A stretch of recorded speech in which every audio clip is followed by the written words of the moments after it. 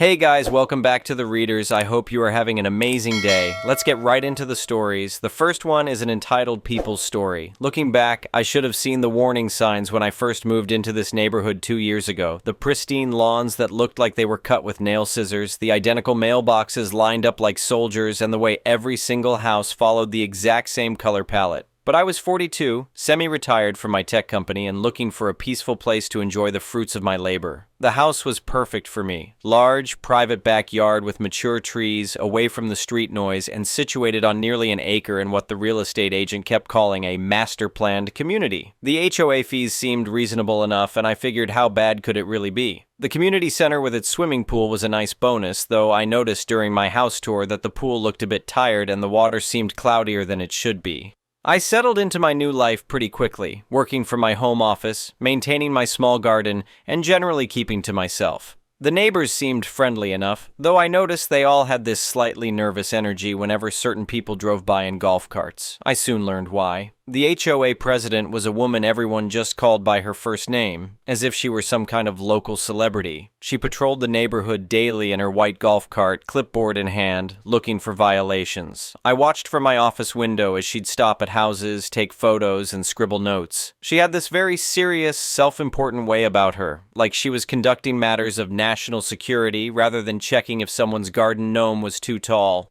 For the first year and a half, I flew under the radar. I kept my grass cut, my house painted in approved colors, and my trash cans properly stored. But as I got more comfortable in my new home, I started thinking about improvements. Specifically, I wanted something to help with my fitness routine and stress relief. That's when I discovered swim spas. These amazing units combine the best features of a hot tub and a lap pool. You can swim against a current for exercise, then relax in the heated water afterward. I researched different models for months, finally settling on a top-of-the-line unit that cost more than most people's cars. It was a significant investment, but I figured I'd earned it. Before making the purchase, I did what any responsible homeowner would do. I sat down with the HOA covenant documents, all 347 pages of them, and read through every single rule and regulation. The swimming pool section was crystal clear. It prohibited permanent in-ground swimming pools without prior approval from the Architectural Review Committee. The language was very specific about in-ground and permanent installations. My swim spa was neither. It was a self-contained, above-ground unit that could be drained and moved if necessary. It would sit on a reinforced concrete pad I was having poured on my patio, but it wasn't permanently attached to anything. Confident I was following the rules, I ordered the unit. The installation took 2 days. The concrete pad was poured first, then the swim spa was delivered and set up by professionals. It was beautiful. Sleek white fiberglass with LED lighting and digital controls. I spent the first evening testing all the features, swimming against the current, then relaxing in the warm water as the sun set. It was exactly what I'd hoped for. 48 hours later, everything changed. I was making coffee Tuesday morning when I noticed an envelope in my mailbox that hadn't been there the night before. The return address made my stomach drop. It was from the HOA management company. Inside was a formal violation notice that made my blood pressure spike immediately. The letter stated I had been fined $1,000 for unauthorized pool installation and was given 14 days to remove the structure or face additional fines of $100 per day. They cited the same section of the covenant I had read, but somehow interpreted my swim spa as violating the rules about permanent pools. I read the letter 3 times, getting angrier each time. This was exactly the kind of petty tyranny I'd heard about but hoped to avoid. I immediately called the management company and requested a hearing to appeal the fine. The appeal meeting was scheduled for the following week at the community center. I spent the weekend preparing my case like I was going to court. I printed out the swim spa specifications, took detailed photos showing how it sat on the pad without any permanent connections, and highlighted the relevant sections of the HOA covenant that clearly distinguished between in-ground pools and what I had installed. Walking into that community center meeting room was like entering a kangaroo court. The 5 board members sat behind a folding table looking like they'd already made up their minds. The president sat in the center, flanked by her loyal supporters who nodded along with everything she said. I presented my case methodically. I explained that my swim spa was not in ground, could be moved if necessary, and therefore did not violate the specific language of the covenant. I showed them the manufacturer's specifications that clearly labeled it as a portable spa unit. I even brought printouts of dictionary definitions to prove my point. The board members barely looked at my evidence. Instead, they exchanged glances and whispered among themselves while I was speaking. When I finished my presentation, the president leaned back in her chair and gave me a condescending smile. She told me that the board interpreted the rules as they saw fit, and in their opinion, anything that held water and could be used for swimming was a pool, regardless of what the dictionary or manufacturer might say. She said they didn't care about technical specifications or legal definitions. The board's interpretation was final. Then she delivered the line that would come back to haunt her. She said that, frankly, she didn't see what the big deal was. If I wanted to use a pool so badly, there was a perfectly good community pool that all residents could share. She suggested I should try using it sometime instead of wasting the board's time with frivolous appeals. The other board members nodded along like bobbleheads. They unanimously denied my appeal and confirmed that the fine would stand. I was told that if the swim spa wasn't removed within 14 days, the daily fines would begin accumulating. I left that meeting furious but trying to stay composed. These people had essentially told me that rules meant whatever they wanted them to mean, and there was nothing I could do about it. But they had also inadvertently given me an idea with that comment about the community pool. Rather than fight a losing battle over the fine, I decided to pay it under protest and take a different approach.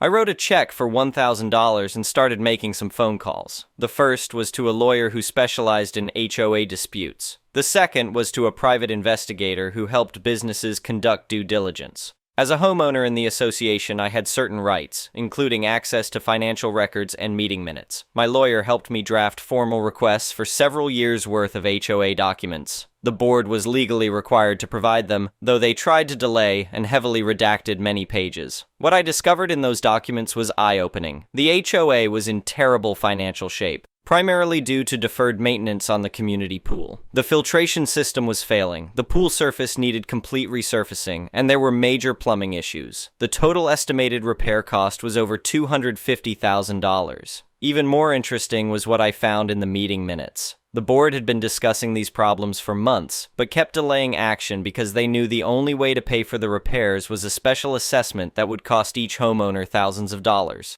They were terrified of the political backlash, especially with board elections coming up. The petty fines they'd been levying on residents were a desperate attempt to raise money, but it was like trying to fill a swimming pool with a teaspoon. They were basically rearranging deck chairs on the Titanic. That's when my lawyer found the golden ticket buried in the HOA original charter documents.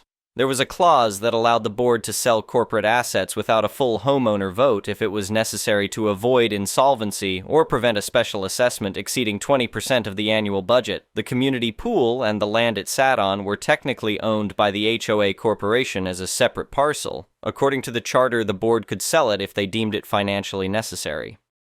I had my lawyer set up a new LLC with a generic name that wouldn't be traced back to me. Through this company, we submitted a formal offer to purchase the pool parcel from the HOA. The offer was strategically calculated to be just enough to cover the HOA current debts plus the estimated pool repair costs, making it incredibly attractive to a board desperate to avoid political suicide. My lawyer presented the offer as coming from investors interested in developing a private recreation facility. The board saw it as a miracle solution to their financial problems. They could pay off their debts, avoid the special assessment, and frame it to the community as fiscally responsible leadership. The board meeting where they discussed the offer was packed with residents who had no idea what was really happening. The president stood up and announced they had received an offer from a development company to purchase the pool area. She spun it as a fantastic deal that would save every homeowner thousands of dollars in special assessments while eliminating the ongoing maintenance burden. She didn't mention that selling the pool meant the community would lose its main amenity. She didn't explain that they were only selling because they had mismanaged the finances so badly that major repairs were impossible. She just focused on how much money everyone would save. The board voted unanimously to accept the offer. Residents applauded, thinking their elected representatives had pulled off some kind of financial miracle. The sale closed 3 weeks later. For the first week after closing, nothing happened. I wanted to let the reality sink in before making my next move. Then I had a crew begin installing an 8-foot privacy fence around the entire pool area. Residents started asking questions when they saw the fence going up, but there were no answers from the board. The fence was completed over a weekend, and Monday morning there was a professional sign mounted on the gate that read, "The Oasis Club, Private Recreation Facility, Property of Suburban Land Holdings LLC, Authorized Members Only." That's when the neighborhood erupted. People who had voted to sell the pool suddenly realized they no longer had access to it. They started calling the management company demanding explanations. The board members who had been so confident about their decision were now scrambling to control the damage. I let the chaos build for a few more days, then had renovation crews begin work. Every morning, residents could hear construction sounds coming from behind the fence. Delivery trucks brought in high-end materials. Landscaping crews arrived with mature plants and trees. The transformation took 6 weeks. I had the old, worn pool completely resurfaced with natural stone coping. A waterfall feature was added along with underwater LED lighting. I built a small sauna and changing facility, installed several cabanas with outdoor furniture, and had the entire area professionally landscaped. When the renovation was complete, I sent a letter to every house in the neighborhood on my LLC's official letterhead. The letter introduced the Oasis Club as a private recreation facility and explained that due to insurance and liability concerns, membership was strictly by invitation only. As a courtesy to the surrounding community, I was offering limited day passes at $500 per person. The neighborhood was in complete uproar. The board that had been so proud of their financial wizardry was now facing calls for resignation. Residents who had applauded the sale were demanding to know why they weren't told they'd be losing pool access. Property values were dropping as potential buyers learned the community no longer had a pool. The truth about the board's financial mismanagement came out during the angry town halls that followed. Residents learned their elected representatives had been hiding the pool's deteriorating condition and using petty fines to try covering massive maintenance costs. The president, who had been so dismissive of my appeal, was now facing daily confrontations from angry neighbors. Board elections were moved up by popular demand. Every single incumbent was voted out by overwhelming margins. The new board publicly apologized for their predecessor's deception and promised transparency going forward. Meanwhile, I was enjoying my private oasis. Every evening after work, I'd swim laps in my perfectly maintained pool, then relax in the spa jets while watching the sunset. Sometimes I'd see the former board president walking her dog past the fence, and she'd always look away quickly when she spotted me. The best part was remembering her words from that appeal meeting. She had told me I should try using the community pool instead of wasting their time. Well, I had taken her advice. I was using the community pool, except now it was my pool. A few months later, I was floating in my heated pool on a Saturday morning, coffee in hand, when I heard voices on the other side of the fence. A family was walking by, and I caught fragments of their conversation about the beautiful sounds coming from the water features. The father was explaining to his kids how the old board had sold their pool because they didn't want to fix it properly.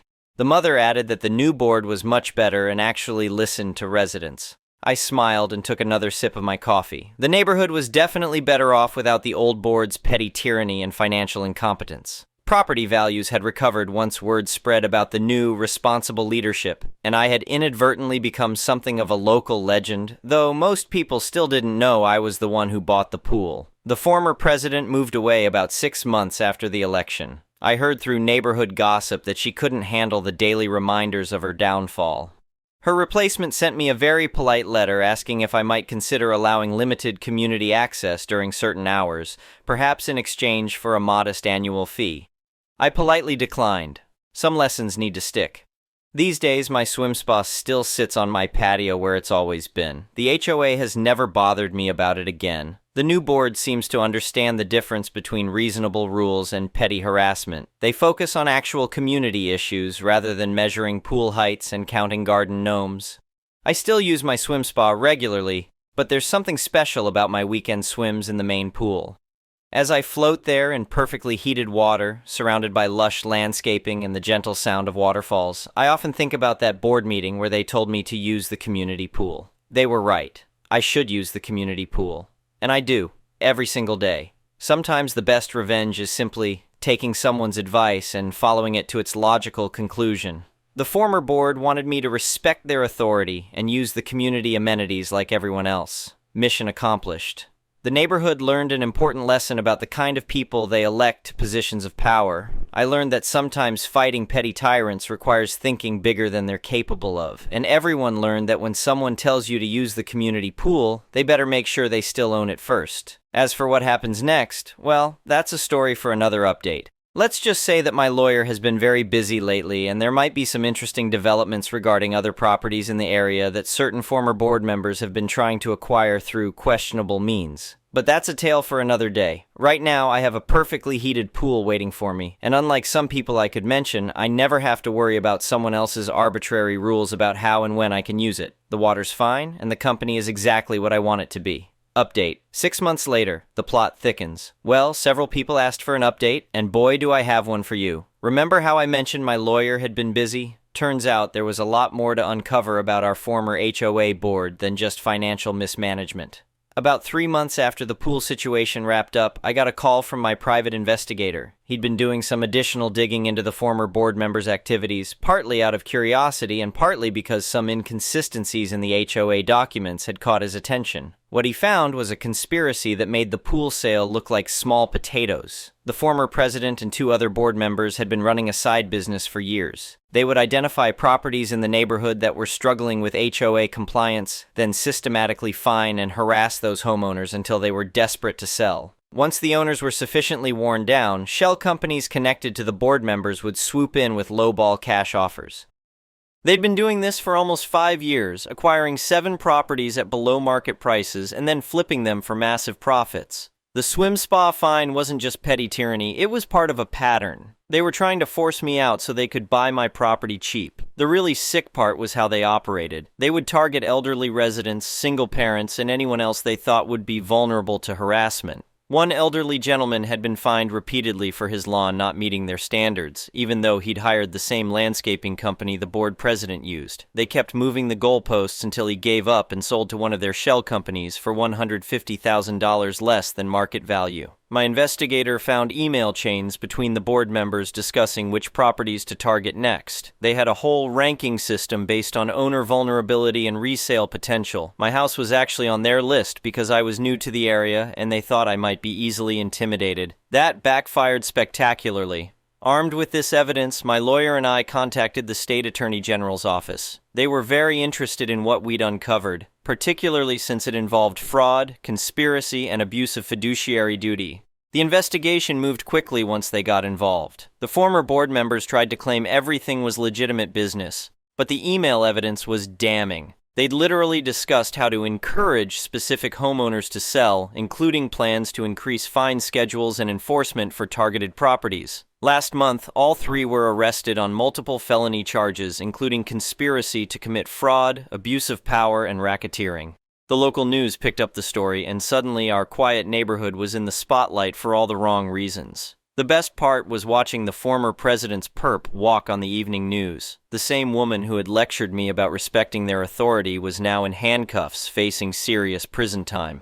But the story gets even better. As part of the investigation, all properties acquired through their scheme had to be examined. It turns out several of the sales involved misrepresentation and could be voided. 3 families who had been forced to sell their homes at below-market prices are now getting them back, plus damages for their losses. The elderly gentleman I mentioned earlier was so grateful when he heard the news that he actually came to thank me personally. Apparently, word had gotten around that I was the one who originally uncovered the financial problems that led to the broader investigation. He'd been heartbroken about losing his family home and thought he'd never see it again.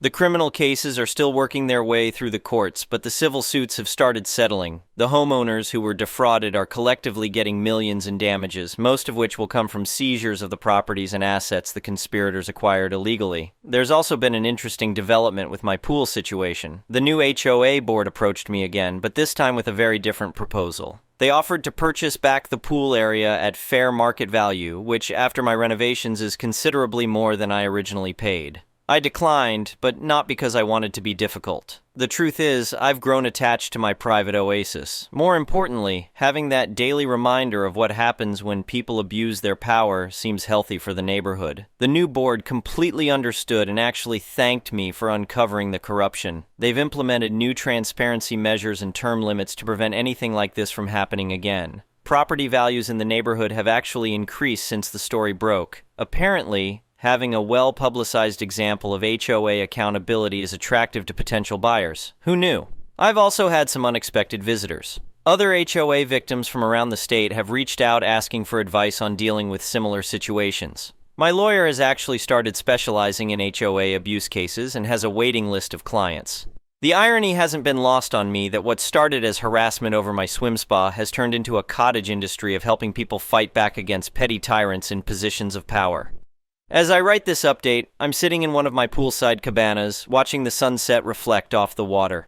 The former president's house just sold again. Apparently the new owners got a great deal since nobody wanted to live in the conspiracy house.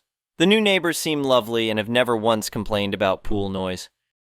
Sometimes I wonder what would have happened if I'd just quietly removed my swim spa and paid that fine. Those 3 criminals would still be in power, more families would have lost their homes, and the neighborhood would still be under the thumb of corrupt bullies. Instead, their own greed and arrogance led to their downfall. They thought they could intimidate me into giving up my property, but they picked the wrong person at the wrong time. The best revenge really is living well, and sometimes it's also making sure justice gets served with a side of irony. My swim spa, by the way, is still on my patio exactly where I installed it. The new HOA board has never mentioned it, probably because they're too busy focusing on actual community issues rather than measuring pool heights. And that community pool they told me to use? Well, I'm still using it every day. The water's perfect, the company is exactly what I want it to be, and nobody gets to tell me when or how to enjoy it. Some people learn the hard way that power without accountability is just organized bullying. Others learn that fighting back against bullies sometimes reveals much bigger problems that need solving. Either way, the water's still fine, and justice has a way of finding its level. Final update. 1 year later, justice served. This will probably be my last update unless something truly extraordinary happens, but I wanted to give everyone closure on how this all ended. The criminal trials concluded last month. The former HOA president received 5 years in prison plus restitution. The other 2 board members got 3 years each. All 3 are banned from ever serving on any homeowner association board again, which feels like appropriate cosmic justice. The civil settlements have been finalized as well. Every family that was defrauded has either gotten their property back or received full compensation plus damages. The total amount paid out was over $2.8 million, which came from seized assets and insurance claims. The neighborhood has completely transformed. The new HOA board has been so transparent and reasonable that several other communities have asked them to consult on governance reforms. We actually won an award from the State Homeowner Association Federation for Excellence in Community Leadership, which would have made the former president's head explode. My private pool has become something of a local landmark. Real estate agents actually use it as a selling point when showing houses in the area. This is the neighborhood where the homeowner bought the community pool, has become a surprisingly effective marketing line. I did eventually make one small gesture to the community. Every 4th of July, I host a neighborhood barbecue and open the pool for the day. It's become an annual tradition that brings everyone together and serves as a reminder of how much better things can be when people treat each other with respect. The elderly gentleman who got his house back always brings homemade apple pie. The single mother who is being harassed about her fence brings her famous potato salad. Even some of the former board members' neighbors come by, and we never mention the past unless they bring it up. It's funny how a story that started with such anger and frustration has led to something genuinely positive for everyone involved. Well, everyone except the convicted felons, but they made their choices. My swim spa is still exactly where I put it, still technically the reason this whole saga began. Sometimes I look at it and laugh about how a simple desire to swim laps in my backyard led to exposing a criminal conspiracy and transforming an entire community. The moral of the story, if there is one, is that standing up to bullies is always worth it. You never know what other problems you might solve or what positive changes you might create. Sometimes the best way to deal with people who abuse their power is to show them that power has limits. And sometimes the best revenge really is buying their swimming pool and turning it into your personal paradise. The water's still fine, the company is still perfect, and justice has definitely been served. Case closed.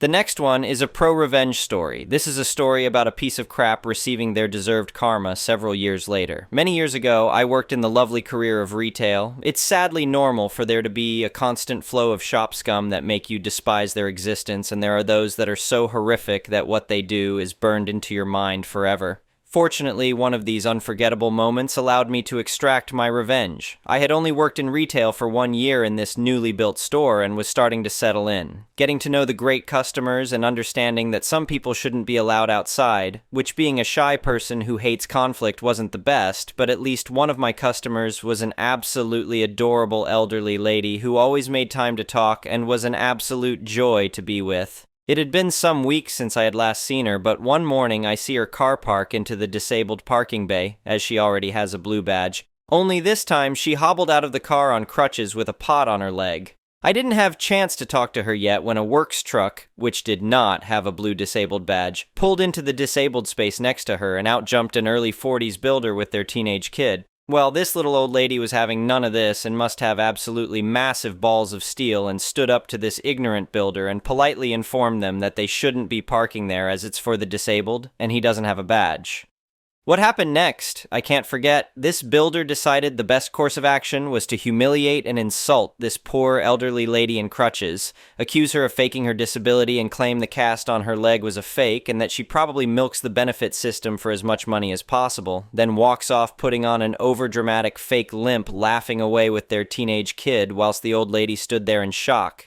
Sadly, being one who lacks courage, I did absolutely nothing about it, and that would stick with me forever. I tried feebly to ask a manager later to do something about it, but they didn't care or want to get involved. For years, I worked in this store, always seeing this scum builder come in and out. Fortunately, I never interacted with this scum builder, but I saw them often, and every time I did, I would always remember what they had done vividly. I would still see them park in the disabled bays, and even got to the point where I would recognize them by the large blue Mercedes they drove. 7 years later, I was still working in this store, and this scum was still parking in disabled and looking like an absolute idiot. Yet this year, I was blessed with good fortune, and our store was outfitted with some absolute joyful equipment. Due to the high number of complaints, our store had set up a company to deal with the parking violations, but instead of having external parties coming in and ticketing cars, the staff of the store were given the ticketing machine, and it was our duty to go to the car park and record any cars that violated the parking rules. This was all done digitally, and there would be no paper tickets upon the cars. This was brilliant. As soon as I found out, I knew what I was going to do. It didn't take long for me to learn how to use the machine, and it certainly didn't take long for the opportunity to get revenge, and so it began. There were 3 rules for parking, and if you break these rules, there is a lovely £80 fine in return each time it happened. The first rule, no parking in disabled without a badge. And I know well that the scum builder is certainly violating this rule, and it wasn't long until I saw him next, and as soon as he entered the store, I quickly scurried out with the ticketing machine, and lo and behold, there was the oversized blue Mercedes in the closest disabled bay with no badge. I smashed them car details in with some well-shot photos and sent the report off so that they would receive a lovely letter of their fine they would ask to pay. That's not enough, though, but fortunately it takes weeks for them to finally receive the ticket, which grants me the opportunity to constantly ticket their parking violations. Because as you would expect, the scum would always park in disabled, and as I worked at the front of the store, I would always know when they had parked. After ticketing their car dozens of times, the scum unfortunately learnt their lesson as their oversized blue Mercedes no longer appeared in disabled parking bays. But as you expect, the scum would still be scum and they would find their new parking space inside Child Parking Rule 2. Don't park inside child parking without a child. Had this scum gotten enough, I thought? Of course, not they haven't learnt their lesson and continue to be a complete wanker and park in the child parking, which we didn't have many spaces for. At this point, I knew all their car details by heart and would gleefully fill out the ticket machine as I skipped over to their car violating the child parking and take the photos needed for them, including shots of their cat seats that bear no child seats in them. And as it became routine, this once again carried on a few weeks more of tickets being created, and eventually they start receiving the fines. Fortunately, me being me, I am completely invisible to others and often looked over, and I have yet to be seen or caught. But as all good things must eventually come to an end, when the scum came into the shop, their blue turd automobile was no longer there in child parking or disabled. Has the scum finally learnt their lesson? Would you be surprised if they had not, as it didn't take me long to find them. Rule 3, you must park inside a marked bay. And what a surprise, the scum still manages to duck this up. They would park over the line, taking 2 spaces up. Well, guess what? That's a job for me and my ticket machine. Trying to park inside taxi parking but can't fit the big-ass car in it? Boom. That ain't inside a marked bay, and ka-ching another ticket and fine for the have one single wheel slightly over the white line of a bay? Well, guess who technically broke the rule? That's right, scumbag did. And there goes a few more weeks of fun until eventually Scumbag runs out of ways that they can possibly break the rules and our company hires externally to start ticketing cars, so my beloved weapon of justice goes to rest. Now I know what people are probably going to say, that all these fines are not enforceable because of blah blah blah, but I honestly don't care for a few reasons. Firstly, I'm being paid to do this, so either way my time or money isn't wasted. Secondly, it did have an effect as they repeatable changed their parking habits. And thirdly, even if they don't end up paying, they are still going to spend a duck ton of the time and effort trying to overturn them over and over again, having to constantly be harassed by mail. Overall, if all the fines are counted separate and added up, they would have received thousands of pounds worth of fines building up over time for being scum. Cherry on the top, about 3 years later, I walk by this piece of scum on the car park and watch as they scream at some innocent dude in a high-vis jacket accusing them for being the one giving them all parking fines. Which put me at peace knowing this must have seriously got to them and cost them to still be raving mad after 3 years. The next one is a malicious compliance story. About 4 years back, I got hired as an IT consultant with a job description that said I would spend half my time answering phones and half my time modernizing the processes and internal communication. I've worked first-line phone support before, and it's actually an amazing way of learning how it all works, what users actually need, what processes actually work. And so that was fine by me. A week into the job, I pull my manager aside and tell him there are some security issues that need fixing ASAP, but I get told that I should STFU until I've been there 6 months and know what I'm talking about. I also tell him that the department has a lot of single points of failure, which is things like only one person knowing how to fix all our old systems from the late 80s. Same answer. STFU. I mean, okay, I'll STFU, but these are extremely obvious and extremely dangerous issues. Like, everyone has the same admin password and it hadn't been changed for 10 plus years. Disgruntled former employees have this password, and 4 months later, in which I only answered phones despite the job description, we found out the hard way that Russian ransomware hackers also had that password. So the entire company shuts down. All our stores are down, HQ is frantic, and we're running ragged trying to get anything resembling a working system up. Very expensive experts are hired, and I fail at concealing a smirk when they tell us that the very things I pointed out 4 months earlier were used in the attack, and their suggested solutions were pretty much exactly what I recommended back then. A few very stressful months later, the company is barely functional again. I get called in and fired because the manager doesn't feel like I fit in. I immediately crash with the stress of the last few months catching up to me, and so I'm unable to finish all my projects. The manager assigns my projects to other incredibly stressed out people who then also crash and or leave the company, including the absurdly important single point of failure, that one IT dude that knows how all the old systems work, and the entire department collapses. At this point, I know it's already cost the company about $20 million in lost revenue and consultant fees, but then roughly 2 years later, I'm called up by a recruiter who is asking if I'm willing to travel and get a bunch of international stores running after a ransomware attack. Me. It's not company, is it? Recruiter. Yes. Is that a problem? Me. Oh boy, yes, but it's not my problem, and you can tell manager that. Then I hung up, did a bit of online searching, and found out that not following my suggestions had, at that point, cost the company about 10 years worth of net profit. Anyway, thank you for watching.